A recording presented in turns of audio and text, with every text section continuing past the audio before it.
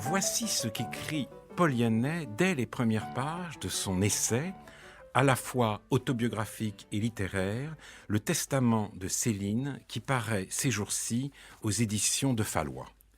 Quand j'ai lu Le Voyage au bout de la nuit, j'ai été traversé par ce livre, coupé en 2, en 3, en 10, mais reconstitué aussitôt en moi-même, et j'ai eu le sentiment que son auteur me donnait l'ordre formel d'en rester là, de ne pas aller plus loin, de faire de la sociologie, de l'histoire, de la démographie, de l'anglais ou de l'économie, mais d'en rester là avec la littérature, d'aller voir ailleurs, ce que j'ai fait.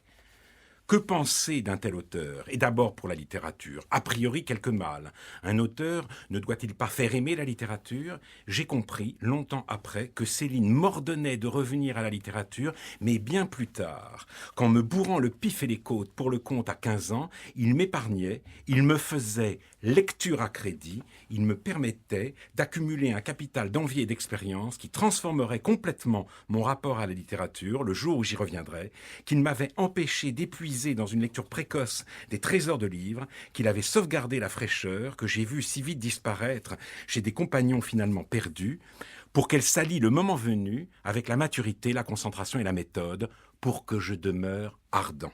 Céline est un maître. En quel sens un maître? C'est ce que nous tenterons d'établir avec Paul Yannet et la très remarquable lectrice qu'est Claude Habib.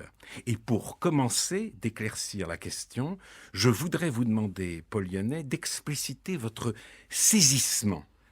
Qu'est-ce qui, pour vous, depuis l'adolescence, fait de Voyage au bout de la nuit un roman unique, un livre sans équivalent, Paul Yannet? Alors, répondre rapidement, c'est forcément un peu compliqué, et surtout à l'oral. C'est la raison pour laquelle j'ai écrit. À cette époque, je le suis peut-être également toujours, j'étais à la fois révolté, en recherche d'absolu, malheureux. Je ne crois pas du tout que c'était une situation commune aux adolescents et que j'étais en quelque sorte un spécimen parmi d'autres. Mais en effet, je me croyais finalement assez seul.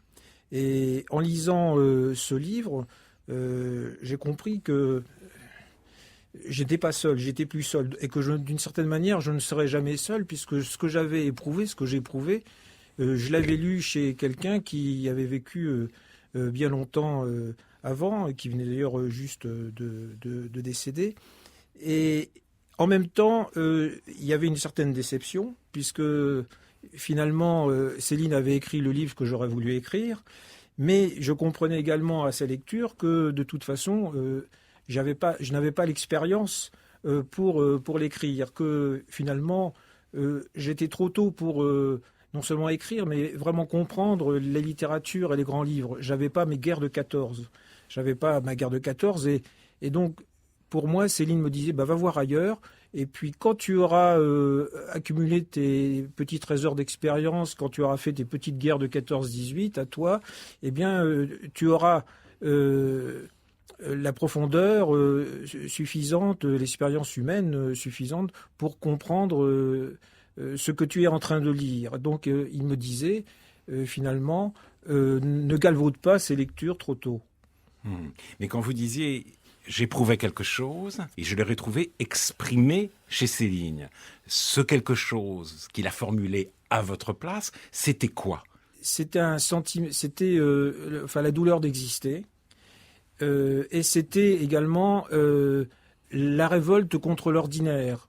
Pas simplement la révolte contre l'état de la société, mais c'était la révolte contre l'ordinaire des gens. Ce qu'à l'époque je considérais comme étant l'anarchie, l'anarchisme.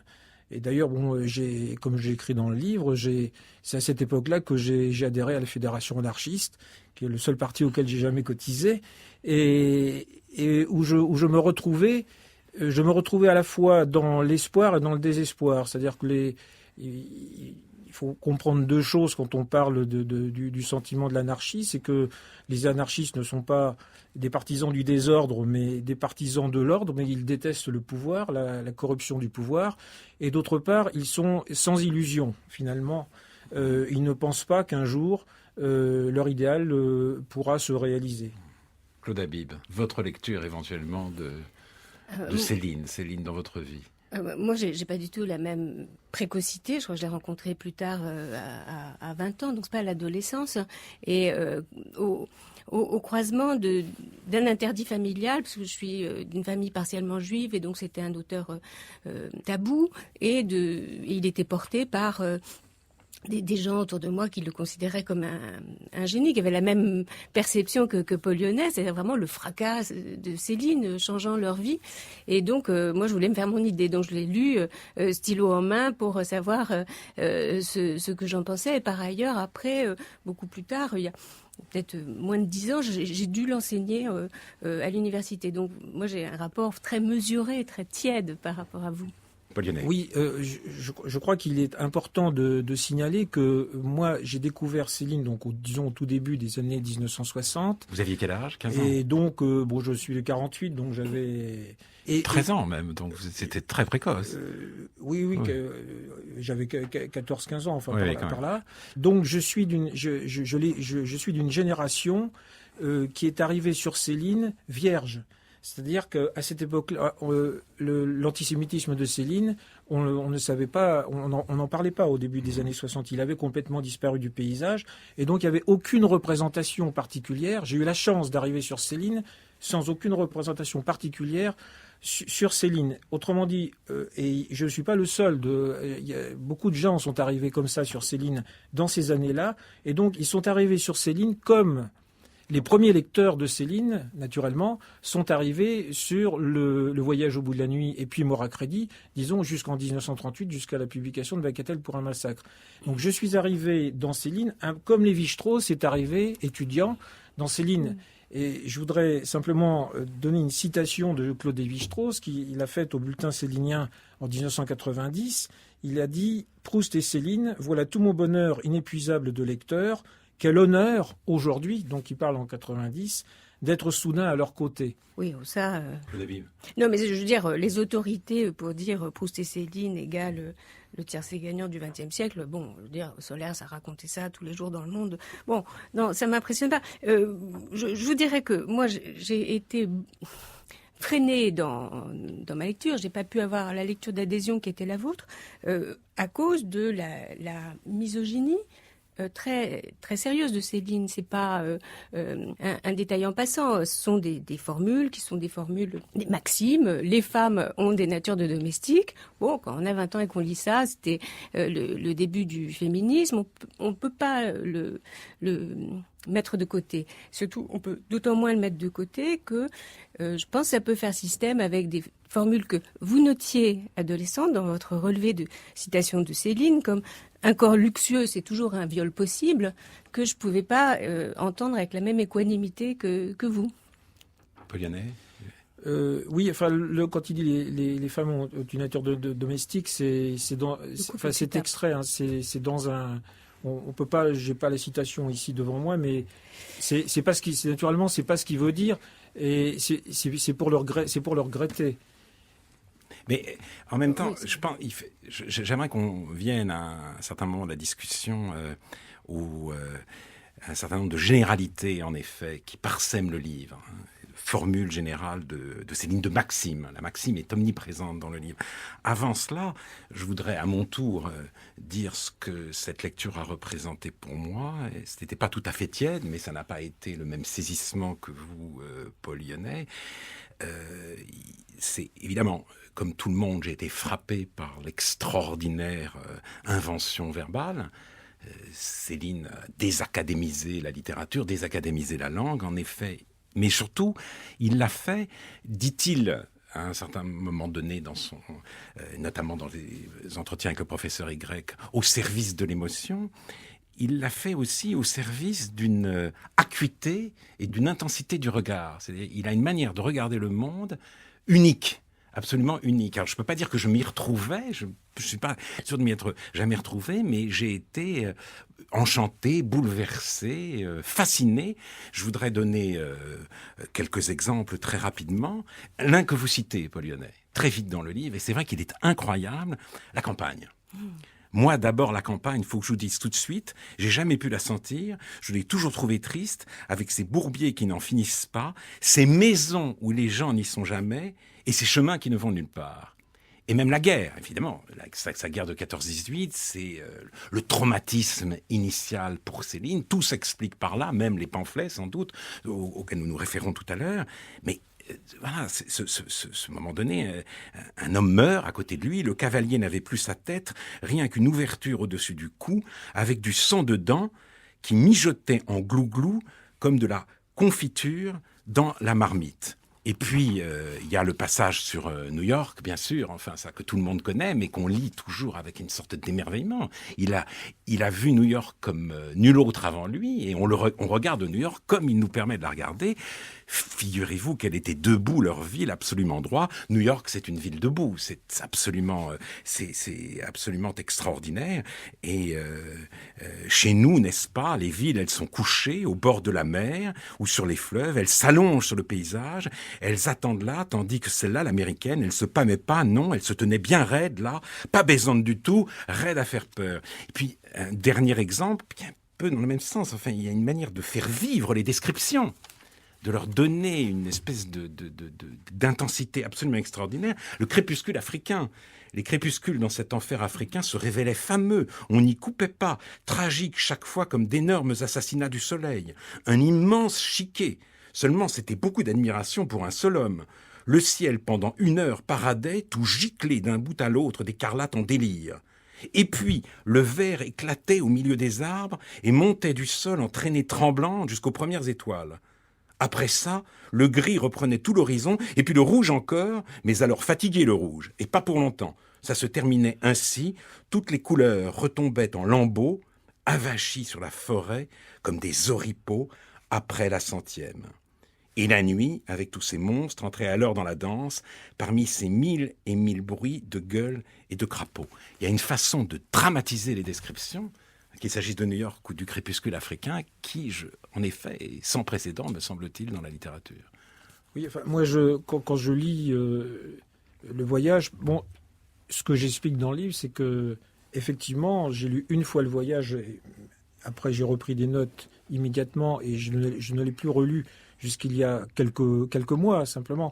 Je l'ai relu après avoir écrit le livre, et en prenant le pari que peut-être ça ne me plairait plus. Donc je l'ai relu, et ça me plaît tout autant qu'il y a quelques années. Et j'ai introduit un nouveau chapitre qui est la conséquence de cette lecture à l'intérieur du livre. Et ce qui pour moi, tout a été confirmé. J'ai eu les mêmes réactions, les mêmes sentiments, et ce que j'ai ressenti surtout, lisant beaucoup, bien sûr, comme nous tous, c'est un degré incroyable de tension dans le livre. C'est-à-dire qu'il y a une tension permanente qui ne se relâche jamais et qui nous entraîne jusqu'au bout. Mais qui aussi nous empêche de le lire d'une traite. C'est-à-dire, moi, ce genre de grand livre, moi, d'ailleurs, je me refuse à le lire d'une traite pour que le plaisir continue un peu, soit un peu découpé. Et c'est cette tension que j'ai retenue, qui m'a fait penser à certaines autres tensions que l'on trouve, par exemple, dans les rencontres sportives de haut niveau ou dans certains concerts. Il y a une sorte de culte de la tension dans son écriture qu'on ne retrouve plus du tout après, en fait, de la même manière dans les livres suivants. Je ne sais pas, parce que je vois que vous faites cette coupure entre Mort à crédit et le voyage. Mort à crédit, pour moi, c'est le début du voyage. Enfin, ça s'arrête au moment où le voyage commence. Et je suis pas sûre que tout s'explique par la guerre. L'horreur de la vie ordinaire, du commerce, commence dès l'enfance. Enfin, il y a une haine farouche et une tension qui se fait tout de suite. Mais sans vous contredire sur ce point, tension que vous ramenez aux événements sportifs, ce qui va tout à fait avec votre lecture d'un livre qui change la vie, pas du tout d'un livre parmi les livres, mais d'insurrection personnelle. Et c'est certainement ce qu'il a voulu faire. Quand il parle de son lyrisme et de son lyrisme comique, c'est bien ça qu'il travaille. Bon. Et une idée d'une tabula rasa, une idée de faire une autre littérature. Vous savez ce qu'il dit dans les entretiens avec le professeur Y, qu'il a inventé le crawl, tout le monde nageait la brasse, lui il a trouvé un autre truc. Bon, c'est vraiment une littérature qui veut repartir sur une table rase. Maintenant, est-ce que cette violence auquel vous donnez votre adhésion, vous êtes d'accord, mon adhésion à la violence de Céline dans Le Voyage est totale, écrivez-vous, j'y souscris. Ben, je peux pas parce que son traitement du reste de la littérature, en particulier Proust, si vous voulez, si on reprend biographiquement, mon choc, c'est pas le même. Mon choc, c'est Flaubert et mon choc, c'est Proust. Enfin, au même sens que vous, c'est-à-dire au sens de une vision entièrement changée de l'existence. Et donc, son traitement de ces auteurs-là, Proust dès Le Voyage, semi-fantôme, mais évidemment ça s'aggrave plus tard dans Bagatelle, Proust, sa répulsion pour les gens qui font autre chose, qui font pas dans l'attention, qu'il accuse bien sûr de faire dans Le Petit et la Dentelle, tout ça c'est des choses auxquelles j'ai une allergie. Ça m'empêche pas de regarder ce que Alain vous décriviez comme l'extraordinaire inventivité de cette langue. C'est prodigieux. Mais... Invention et découverte en même temps, parce qu'il y a quelque chose du réel que cette langue réussit à saisir. C'est ça aussi qui me fascine. C'est pour ça que j'ai cité, après tant d'autres, le passage sur New York, quoi. Moi, c'est la qualité du regard. Au fond, je dirais pas seulement tension, parce qu'il y a des moments de détente. Je pensais, quand vous parliez de l'Afrique, il y a un tableau apocalyptique de l'Afrique. Tout le monde est fondu, les enfants font du diarrhée, les femmes avec leurs règles qui durent 3 semaines, les hommes noyés dans l'alcool, et puis les serpents, et les scorpions qui grouillent dans sa chambre. Une fois qu'il a fait ce tableau apocalyptique, il conclut par « on n'est pas bien en somme aux colonies ». Ça, c'est l'euphémisme parigot qui donne un espèce de coup de frein après. Donc, il y a des sens du rythme qui sont pas seulement dans la tension, qui sont dans l'humour. La tension, quand je parle de tension dans l'écriture. Alors d'autre part, sur Proust, effectivement, il y a quelques lignes dans Le Voyage, mais qui sont, je veux dire, tout à fait défendables. Et de toute façon, moi, ça fait longtemps que j'ai pris la décision de passer au-dessus des haines réciproques entre les écrivains.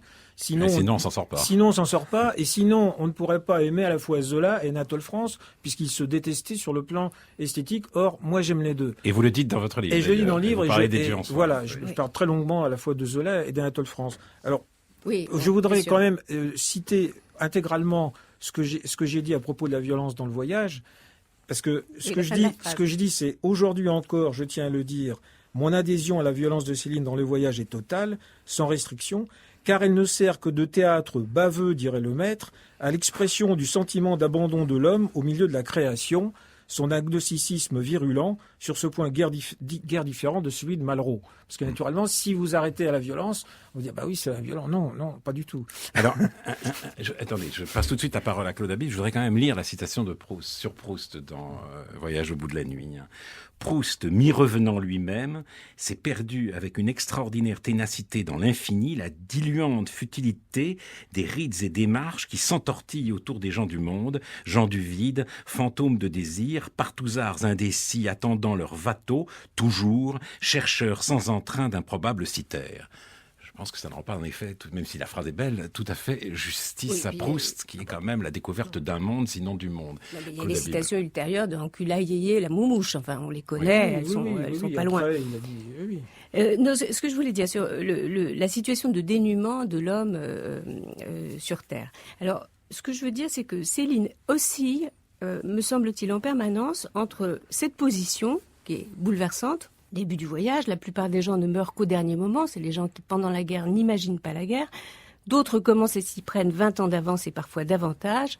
ce sont les malheureux de la terre. Donc il y a une position qui est très nette, qui est que l'existence, c'est une agonie qui n'en finit pas. Bon. Et il y a une autre position qui est tout aussi représentée, c'est que l'homme sur terre est dans une agonie permanente parce qu'il est écorché par les riches qui l'envoient à la guerre ou les riches qui, pendant la paix, l'écorchent. Et vous ne pouvez pas faire comme si cette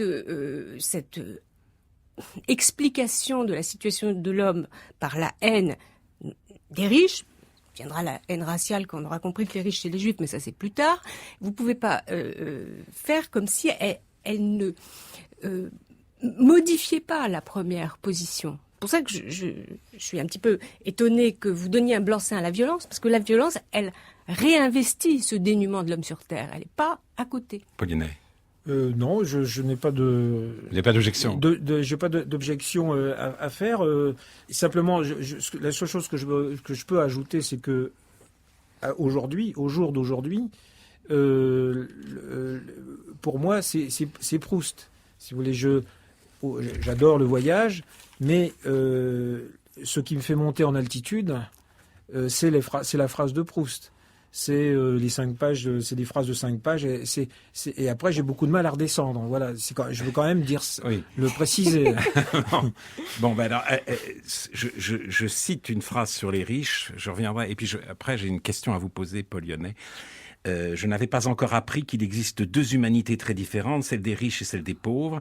Il m'a fallu, comme à tant d'autres, 20 années et la guerre pour apprendre à me tenir dans ma catégorie, à demander le prix des choses et des êtres avant d'y toucher, surtout avant d'y tenir. Oui, il y a quelque chose de métaphysique, et puis aussi cette espèce de présence de la haine dès ce roman. Mais restons-en, pour le moment, pour l'instant, à l'aspect, disons, plus métaphysique, le dénuement de l'homme. Et là, j'ai une question un peu précise à vous poser, Paul Yennet. Vous dites, au fond, j'aurais peut-être fait de la littérature, et puis Céline m'a volé ce que j'avais à écrire, et je me suis donc dirigé modestement vers la sociologie, la démographie, d'autres choses. Puis maintenant, je reviens à la littérature, ce qui c'est vrai. Mais vous n'avez pas fait de n'importe quelle sociologie. Nous avons eu autrefois des débats, dont je me souviens très bien, mais et là, je vois quand même une contradiction avec Céline, parce que ce que Céline fait apparaître, c'est l'individu, l'imposture du lien humain, comme dit Pierre Manant, l'individu réduit à lui-même.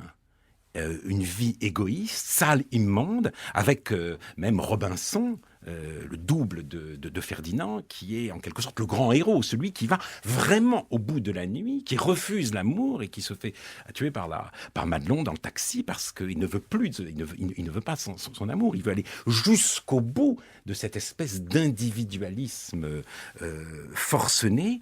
Mais, et c'est très impressionnant, mais vous avez appartenu à une école sociologique qui nous a expliqué avec beaucoup de force que, au fond, nous entrions dans une période, sinon, oui, heureuse, d'individualisme démocratique. Dissolution des allégeances, des appartenances, etc. Passage de l'hétéronomie à l'autonomie, de l'assujettissement, justement, à une certaine forme de liberté. Et face à une sociologie qui est la critique de la domination, vous avez expliqué que, oui, les jeux et les modes, c'était une manière pour l'individu de s'émanciper de toutes ces anciennes tutelles. Donc, il y a quand même, je vois une contradiction entre ce que Céline dit de l'individu réduit à lui-même, c'est-à-dire dénu de la condition humaine, et ce que vous avez écrit, vous, de l'individualisme, et notamment de ce qu'on a appelé l'individualisme démocratique pendant toute une période, dans les livres de sociologie qui étaient les vôtres. Donc est-ce que c'était une manière d'oublier la leçon de Céline, ou qu'est-ce que c'était pour vous ? Y a-t-il une contradiction ou non ? À la fin, je dirais, il n'y a pas de contradiction. Il y a toute une série de recherches, de thèses, de mise en lumière qui finissent par s'emboîter à condition de ne pas leur faire dire au départ ce qu'elles ne veulent pas dire. Je dirais que moi j'ai utilisé effectivement le concept d'individualisme démocratique dans mon premier livre. Et après, je l'ai laissé tomber, mais pas forcément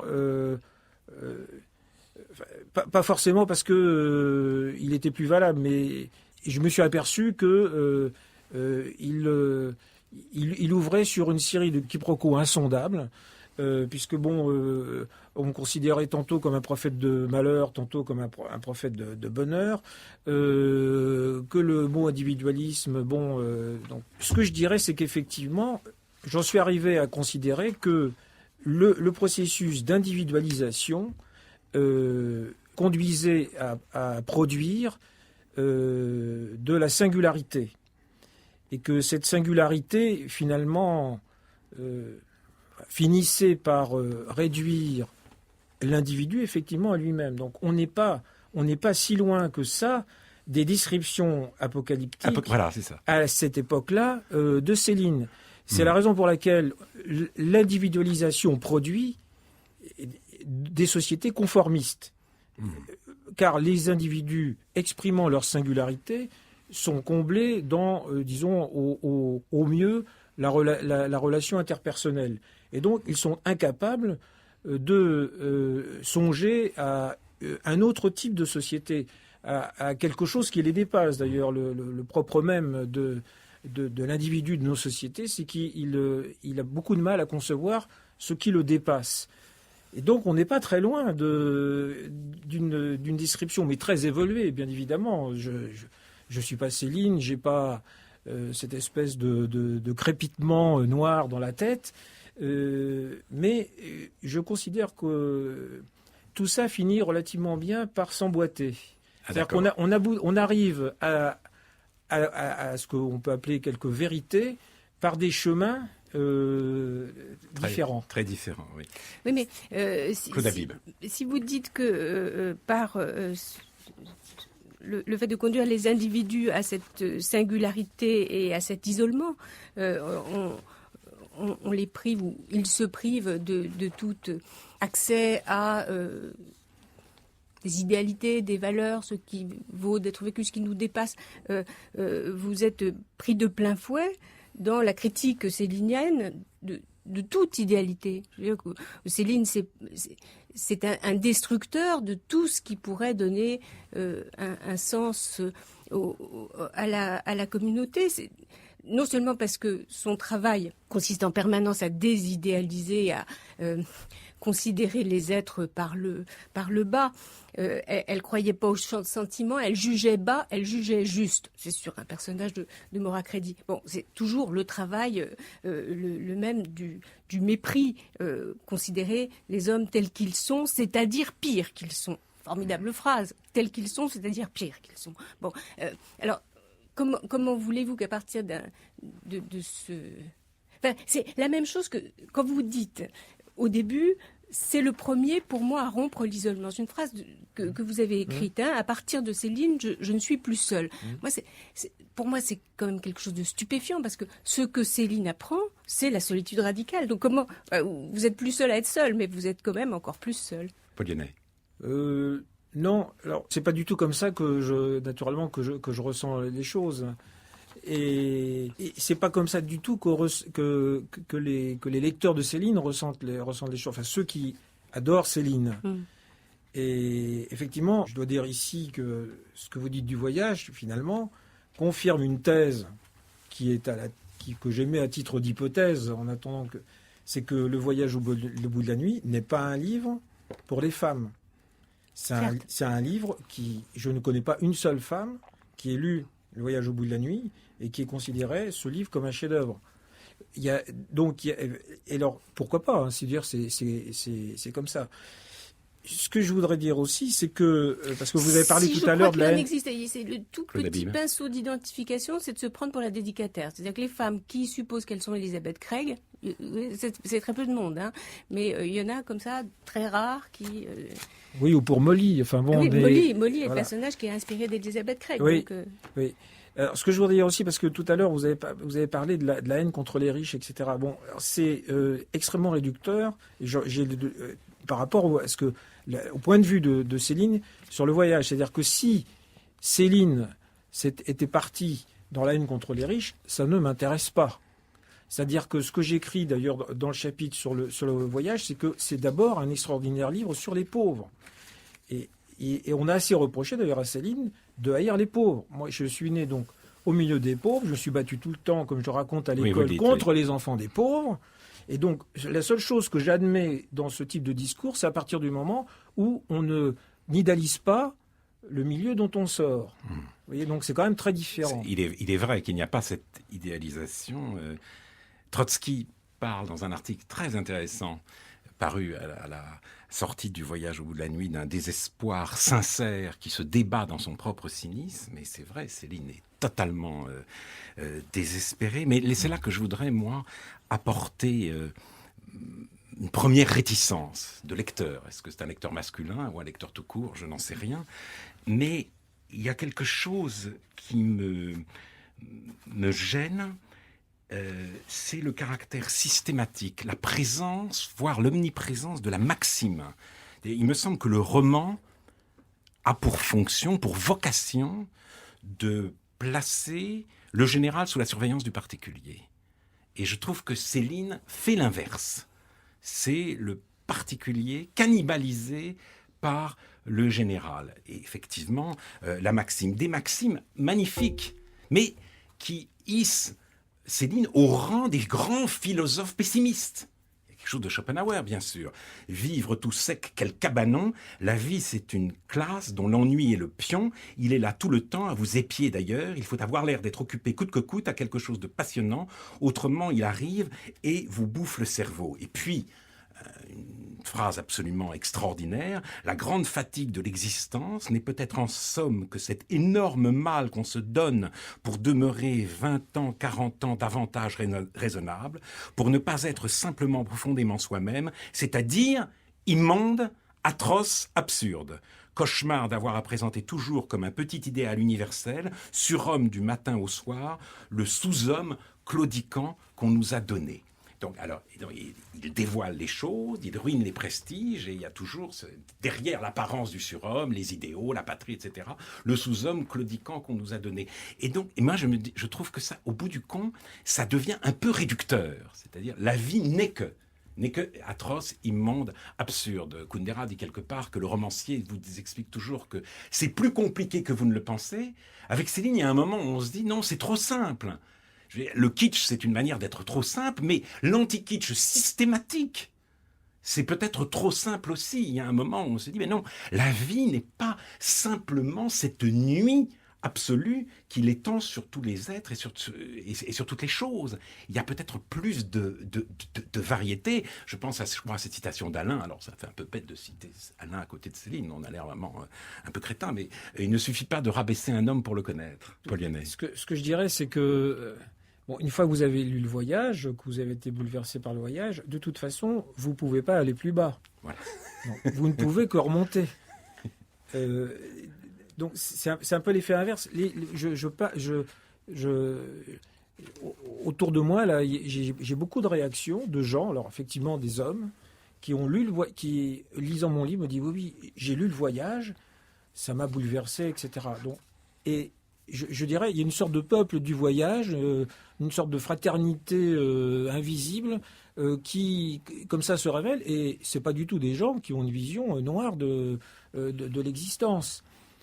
D'autre part, je suis tout à fait d'accord pour dire que c'est un... Je ne sais pas si on peut appeler ça un roman. Une fiction autobiographique où il y a beaucoup de maximes. Alors, c'est un genre très français.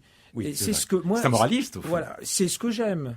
C'est-à-dire que moi, ce que j'aime, c'est Les Misérables. Les Misérables, vous avez 70 pages sur la vie au couvent de Picpus. Vous avez des paragraphes entiers qui sont véritablement des essais. Vous avez des maximes. C'est un mélange d'une narration coupée d'essais, de réflexions propres à Hugo, etc. Vous pouvez noter dans Les Misérables. Ou alors on peut parler également des Mémoires d'outre-tombe, si vous voulez. C'est un peu c'est du même ordre. Pour moi, je supporte pas le roman, le vrai roman. Ah oui, c'est ça. Ah d'accord. Voilà. Alors que, effectivement, moi, c'est un peu au nom du roman, comme jurisprudence de la vie humaine, que je parlais et que je répondais à un Céline qui semble, lui, établir des lois. Il est plutôt du côté des lois, non pas des lois normatives, mais des lois descriptives, que tout à fait du côté de la jurisprudence. Claude Habib. Je comprends pas Paul Lyonnais qui cite Hugo, cite Proust et ensuite n'aime pas le roman. Enfin là, il y a quelque chose, j'accommode mal. Mais si, justement, si. Ah bon. On peut comprendre, moi je comprends. Vous dites il aime les pauvres et que c'est plus l'amour des pauvres que la haine des riches qui... Sur l'amour des pauvres, moi j'ai des vieux doutes parce que quand on regarde le passage de Bérésina, on ne peut pas penser que c'est seulement de l'amour, c'est extrêmement hargneux, c'est vraiment la France qui se lave pas les pieds, enfin on ne peut pas penser que c'est de la sympathie, c'est aussi un milieu dont il veut s'en aller. Enfin...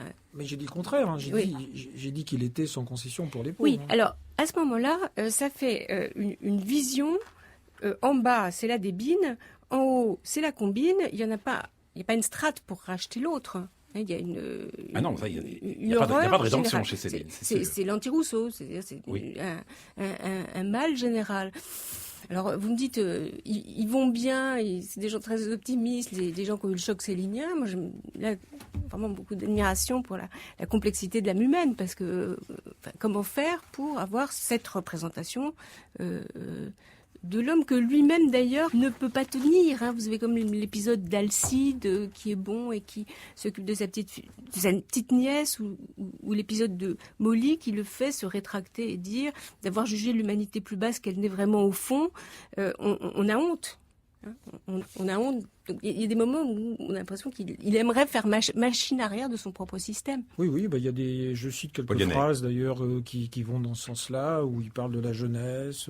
Tout n'est pas absolument noir dans le Voyage au bout de la nuit. Il y a effectivement des épisodes. Il faut jamais quand même oublier, et je crois que quand on lit le Voyage au bout de la nuit, ça commence par la guerre de 14. Donc, si vous voulez, quelle que soit notre opinion, nos opinions contemporaines, ça commence par la guerre de 14, et la guerre de 14, avoir vécu la guerre de 14, ça autorise à être plutôt pessimiste. Plutôt pessimiste, voilà. Même totalement. Mais enfin, en même temps, vous dites, Claude Habib, c'est l'anti-Rousseau. Oui, parce que il n'y a pas chez Céline l'idée d'une bonté originelle de l'homme. C'est tout l'inverse. Et Philippe Muret le situe plutôt dans la tradition de ceux qui pensent dans les termes du péché originel, c'est-à-dire d'une intimité des hommes, du genre humain avec le mal, qui doit subsister autant que le genre humain lui-même. Mais moi, je voudrais parler là justement d'une autre infidélité à son pessimisme que ces moments de bonté qui en effet apparaissent ici ou là dans le Voyage au bout de la nuit. Et ça a trait, et d'ailleurs vous y avez fait référence tout à l'heure, Claude Habib, à sa haine et à son antisémitisme, justement. Parce que là, il peut pas tenir, Frédéric Vitoux l'a dit, c'est comme si tout d'un coup, il cédait à l'espérance. Il n'y a plus un péché originel, il n'y a plus le mal, ou alors le mal a une adresse, il y a un crime. Le crime, ce sont les Juifs qui l'ont commis, donc il y a une solution, et une solution radicale, puisque telle qu'il la développe dans Bagatelle pour un massacre, par exemple, en fulminant dans des invectives absolument délirantes. Là, à un moment donné, on a l'impression que, oui, on a dit l'antisémitisme, c'est le socialisme des imbéciles, on pourrait dire, l'antisémitisme, c'est le progressisme de Céline. Il n'était pas progressiste, il bascule dans une certaine forme de progressisme, grimaçant, caricatural, avec l'antisémitisme, et ce n'est pas la suite directe du Voyage au bout de la nuit, c'est d'une certaine manière une trahison du pessimisme et du désespoir du Voyage au bout de la nuit. Est-ce que vous seriez d'accord avec ça, Paul Lyonnais ? Oui, enfin, c'est la conséquence. Son antisémitisme, enfin, c'est ce que j'essaye d'établir, en fait, dans le livre. Parce que moi, je ne comprends pas l'antisémitisme. Quand je lisais les livres antisémites de Céline, ou les lettres, bon, d'accord, mais je n'arrivais pas à comprendre.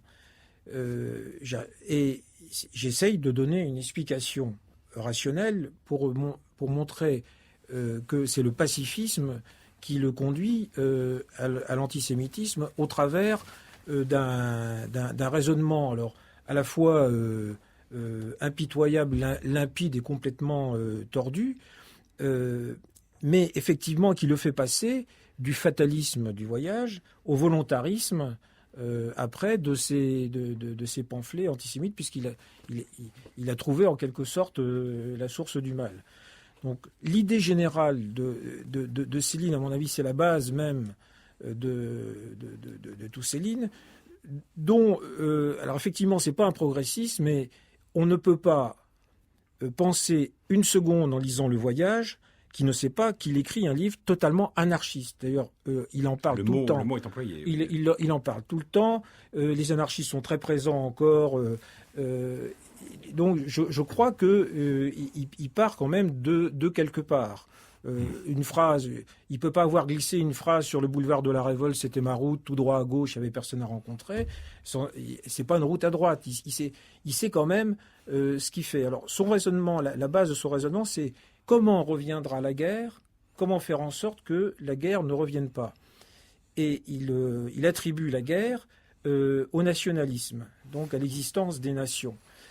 Et l'antidote qu'il a trouvé contre le nationalisme, contre le patriotisme virulent, etc., c'est la race, c'est l'union des races.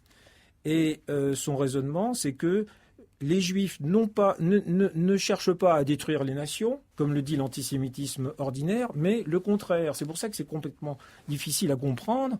Il dit les Juifs sont hystériquement nationalistes, c'est-à-dire ils encouragent la division des races en nations pour qu'elles s'entretuent entre elles et pour mieux les dominer. C'est ça la base de son raisonnement, que je crois avoir mis à jour et qui l'entraîne naturellement dans des délires. Alors il faut quand même néanmoins ne jamais oublier qu'il a dit dans les années 50, après Le Voyage et après Mourad-Crédit, j'étais fini. Je n'avais plus rien à dire. Et c'est d'avoir dû m'exiler à Sigmaringen au Danemark, etc., qui m'a redonné de la matière pour écrire. À mon avis, c'est pas ce qu'il a écrit de meilleur. Mais il considère, il dit comme ça dans des accents de lucidité, je pense pas il dit ça pour... Il dit finalement que c'est quelque chose qui lui a été dicté contre lui-même et que c'est l'homme ordinaire qui a parlé. Ça n'est pas le moi de l'écrivain qui a écrit Le Voyage au bout de la nuit et Mourad-Crédit, pour reprendre une distinction, à mon avis, fondamentale qu'on trouve dans le Conte aux Sainte-Beuve de Proust. Claude Habib. Je ne sais pas, parce que c'est difficile de dire que Bagatelle est un livre indifférent. Le lyrisme comique est là tout autant. Mais je reviens en arrière pour reprendre ce que je disais sur la misogynie et sur la haine des riches. Il me semble que c'est tout à fait noué, puisque les riches produisent les belles femmes. C'est pendant que leurs femmes sont belles, celles des pauvres sont vilaines. C'est un résultat qui vient des siècles. Toilette mise à part, depuis qu'elle dure, la vie n'est arrivée qu'à ça. Les femmes des riches, bien nourries, bien menties, bien reposées, elles deviennent jolies. Donc le désir de viol dont on parlait tout à l'heure, le corps luxueux comme corps à violer, c'est aussi ce corps sélectionné par la richesse et par les illusions de la richesse, c'est-à-dire que ça va durer toujours et que le bonheur est à portée de la main. C'est une illusion qui met Bardamu dans une rage assez nette devant le personnage de Lola. Donc moi, il me semble qu'il y a un lien entre la haine de classe et le désir de viol que vous ne voulez pas voir parce que ça vous arrange pas, mais qui est tout à fait... Non, c'est pas ça. Non. Ce que Céline décrit là, ça a été décrit par tous les sociologues de la condition féminine. C'est la production de femmes ornementales qui sont en quelque sorte aliénées à la civilisation à domination masculine. Il dit rien de plus. Enfin, c'est des êtres humains qu'on n'a pas besoin de les violer pour autant. Enfin, Non, mais c'est pas un besoin, c'est un fantasme. Donc, il ne le présente comme un fantasme. Puis Claude Habib, il y a un moment d'enthousiasme dans Voyage au bout de la nuit. C'est New York, la beauté des femmes américaines. Hein. Tout d'un coup, j'attendis une bonne heure à la même place, et puis de cette pénombre, de cette foule en route, discontinue, morne, surgit sur les midis, indéniable, une brusque avalanche de femmes absolument belles. Quelle découverte, quelle Amérique, quel ravissement, souvenir de Lola. Son exemple ne m'avait pas trompé. Lola, c'est une Américaine qu'il avait rencontrée à Paris pendant la guerre. C'était vrai. Je touchais au vif de mon pèlerinage. Parce que l'Amérique, c'est les riches. Oui, mais enfin, c'est la beauté aussi. Donc, cette beauté-là, il dit qu'il y a des conditions sociales pour son efflorescence, pour son émergence, mais il ne la récuse pas, il ne la réduit pas. D'une certaine manière, il la célèbre. Oui, non, il célèbre la beauté de la danseuse aux longues jambes, ça, il n'y a aucun doute. Je vais pas dire le contraire. Oui, ce que vous dites sur l'antinationalisme antisémite, moi j'ai trouvé que c'était un des chapitres les plus remarquables de votre livre. Ça a été une découverte, une illumination. On avait l'impression que les choses se mettaient enfin en place et que ces boutades, enfin, ce que je prenais pour des provocations, des boutades, Hitler et juif, qui était totalement incompréhensible avant de vous lire, prenait enfin un sens. Donc c'est un chapitre absolument remarquable, une explication. Mais enfin, en même temps, vous le coupez totalement de ses origines du petit commerce antisémite parisien, en disant Céline, il parle antisémite comme ça, il reprend quand même ce qui était en suspension dans son milieu. Ça n'empêche pas. Paul Yannet. Oui, mais c'est pas, ça aurait pu rester discret. La couche antisémite aurait pu rester complètement discrète, comme elle l'est restée chez Gide, si vous voulez, comme elle est restée chez Baudelaire, comme elle est restée chez toute une série d'écrivains. Ce que justement, ce qu'il faut expliquer, c'est pourquoi tout d'un coup, elle devient majeure et surtout expliquer la forme qu'elle prend. Voilà, c'est ça que j'ai voulu dire. D'ailleurs, pour clarifier encore votre analyse, vous opposez à Céline Bernanos. Absolument. Et une lecture tout à fait fascinante que fait Bernanos tout au début de la guerre, de l'enjeu de la guerre. C'est dans Chemin de la Croix des âmes, je crois. J'avais lu ça moi aussi il y a quelque temps. J'avais été absolument émerveillé. Il dit c'est pas une guerre internationale. Ce n'est pas une apothéose des nationalismes. C'est la lutte de la race contre la nation. Voilà. La nation se défend contre la race, et c'est tout l'enjeu de cette guerre. D'ailleurs, Raymond Aron, que vous avez cité ailleurs, dit quelque chose d'assez proche dans ses chroniques de guerre, quand il parle justement des petites nations qui défendent leur propre existence face à une tyrannie raciale en réalité. Donc, en tout cas, c'est très intéressant de faire cette opposition Céline-Bernanos à ce moment-là particulier. Voilà, parce que Bernanos, dès 1940, dans le Chemin de la Croix des âmes, écrit un texte formidable où il dit « Cette guerre n'est pas une guerre ordinaire, c'est l'assaut de la race contre les nations. » Et parce que c'est l'assaut de la race contre les nations, cette guerre, dit-il, sera une guerre d'extermination. Et il est le seul à le dire à l'époque, et à l'avoir compris, parce qu'il est très libre. Oui. Je voulais... Colabib, un dernier mot. Juste lire un passage sur... vous avez dit qu'il y avait de la haine des pauvres, et en même temps, ce qui est très poignant chez Céline, c'est qu'il y a un amour des choses dans leur pauvreté, des choses dans leur précarité, dans leur obsolescence. Donc c'est un tout petit moment dans Morat Crédit où il en a marre, dit-il, que les gens changent de coiffure, il en a marre des modes. Destiné ou pas, on en prend marre de vieillir, de voir changer les maisons, les numéros, les tramways et les gens de coiffure autour de son existence, robe courte ou bonnet fendu. On vous gaspille la sympathie, je veux plus changer. J'aurais bien des choses à me plaindre, mais je suis mariée avec elle, je suis navrant, et je m'adore autant que la scène est pourrie. Celui qui changera le réverbère crochu au coin du numéro 12, il me fera bien du chagrin. On est temporaire, c'est un fait, mais on a déjà temporé assez pour son grade. C'est juste avant un passage sur les péniches. Et c'est merveilleux de terminer l'émission par cette très belle citation de Morat Crédit. Merci Paul Yannet, merci Claude Habib. Alors Paul Yannet, votre livre, Le Testament de Céline, est publié aux éditions de Fallois, et je voudrais aussi signaler aux auditeurs un autre livre publié chez De Fallois, le dernier roman de Claude Habib, oublié bizarrement par la critique. Il s'appelle Un sauveur, et j'exhorte même les auditeurs à réparer ce très étrange Oubli. Donc le testament de Céline, un sauveur, aux éditions de Fallois. La semaine prochaine, l'émission aura pour titre Qu'est-ce qu'être de gauche? Mes invités seront Jean-Michel Salansky et Jean-Luc Nancy. C'était Réplique, une émission d'Alain Finkielkraut avec la collaboration de Claire Poinsignon et Didier Lagarde. Dans un instant,